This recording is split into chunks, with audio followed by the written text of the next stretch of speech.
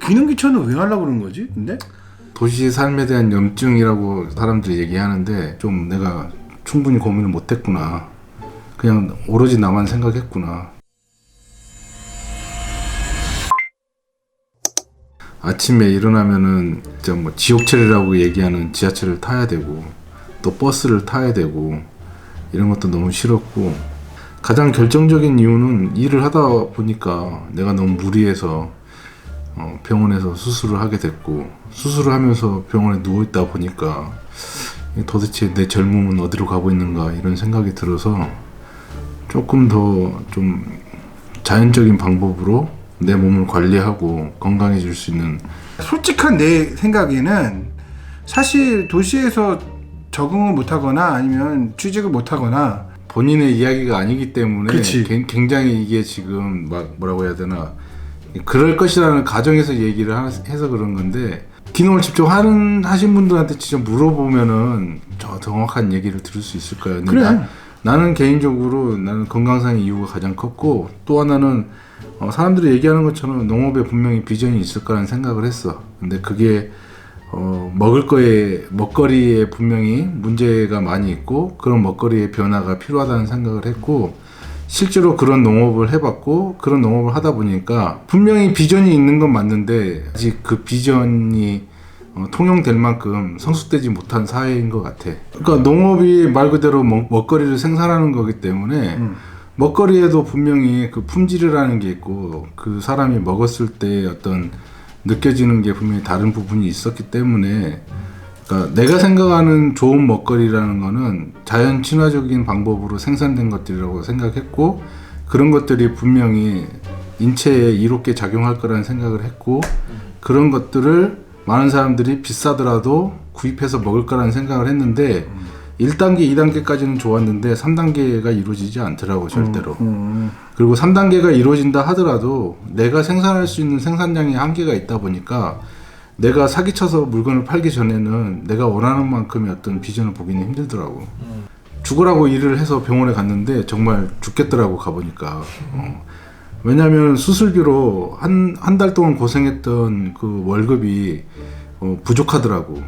그래서 야, 이거는 몇 달을 일을 해서 이렇게 돈을 모았는데 결국에 수술비도 못 내는 정도밖에 안 되는데 내가 과연 이러다가 정말로 더 큰 병에 걸리고 더 아팠을 때는 나는 어떻게 해야 되지라는 생각이 많이 들었어. 그래서 이제 민간요법, 대체의학 이런 거에 대한 약간 관심이 있었고, 그런 걸 보다 보니까 먹거리를 보다 좀 안전하고 깨끗하게 생산된 것들을 먹어야겠구나 이런 생각을 했는데, 그런 거를 또 찾아봤는데 그때 당시에는 그런 것들이 많이 없었어, 국내에.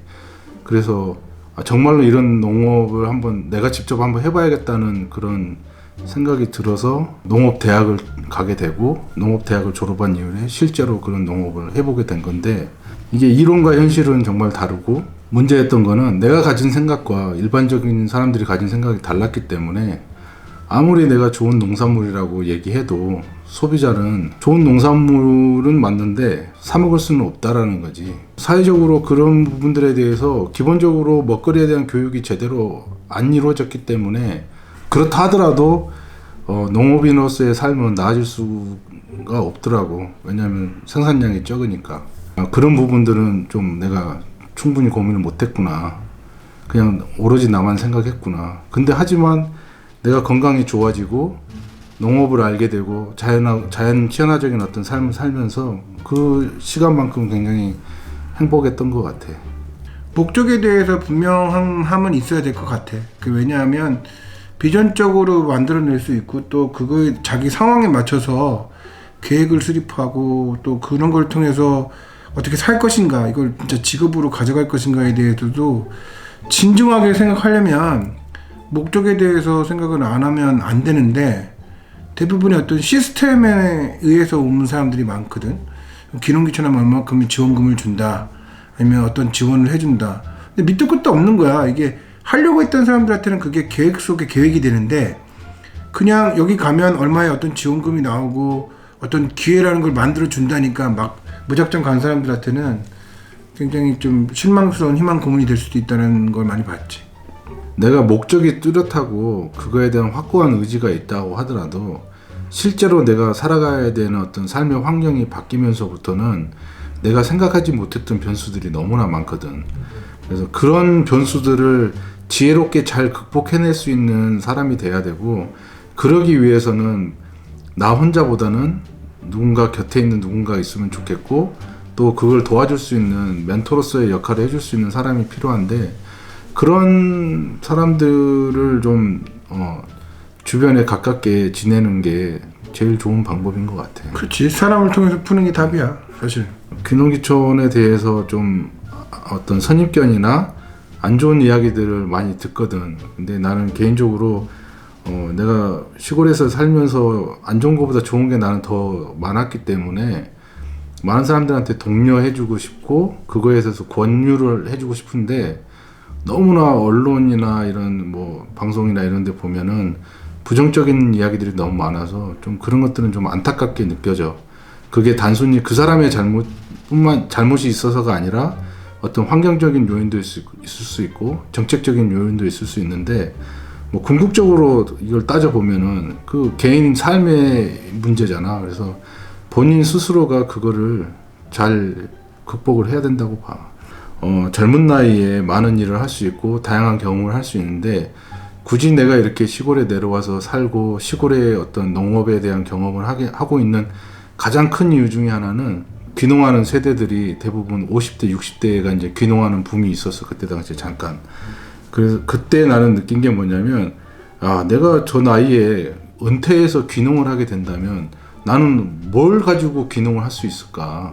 라는 생각을 해봤을 때, 가진 것도 없고 몸은 아프고 일을 할 수 없는데 어떻게 살 수 있을까라는 생각을 했었고, 그렇다면 나는 그들보다 적어도 30년 빠르게 시골에 지금 내려가는 건데, 나는 30년간의 경험과 노하우가 축적이 될 것이고, 그때 나와 같은 동년배의 사람들이 귀농을 한다고 했을 때 나는 정말로 그 사람들한테 어떤 시골살이의 전문가로서 이야기를 해줄 수가 있겠다, 그런 생각도 나는 했었어. 그래서 그런 측면이 있었기 때문에 나는 여기서 버텨야 된다, 어떻게 해서든. 그리고 여기에서 살아남는 방법에 대해서 다양한 각도로 접근을 해야 되고 방법론을 찾아야 된다. 왜냐하면 30년 뒤에 그들에게 나는 이런 이야기를 해줘야 되기 때문에 라는 생각도 나는 가지고 있었어. 그래서 그런 측면에서 그냥 모든 게 경험이라고 생각했고, 이런 게 나한테는 지식이고 지혜라고 생각을 했고, 그런 것들이 분명히 뼈가 되고 살이 돼서 앞으로 삶이 내가 하고 싶은 어떤 일의 영역에 있어서도 충분히 도움이 될 거라고 생각했기 때문에, 그런 그 목적 의식을 가지고 뚜렷한 어떤 지향점이 있었기 때문에 지금까지도 잘 버티고 살아온 것 같아. 목적이 확실히 해야지, 비전적으로. 근데 이거는 단순히 귀농뿐만 아니라 모든 일이지. 모든 사람들이 뭐 목적의식이 있어야 되고, 어떤 일도 마찬가지고, 특히 이제 귀농이라고 했을 때는 삶이 많은 부분에서 바뀌니까 그런 목적이 더 뚜렷해야 된다는 거지.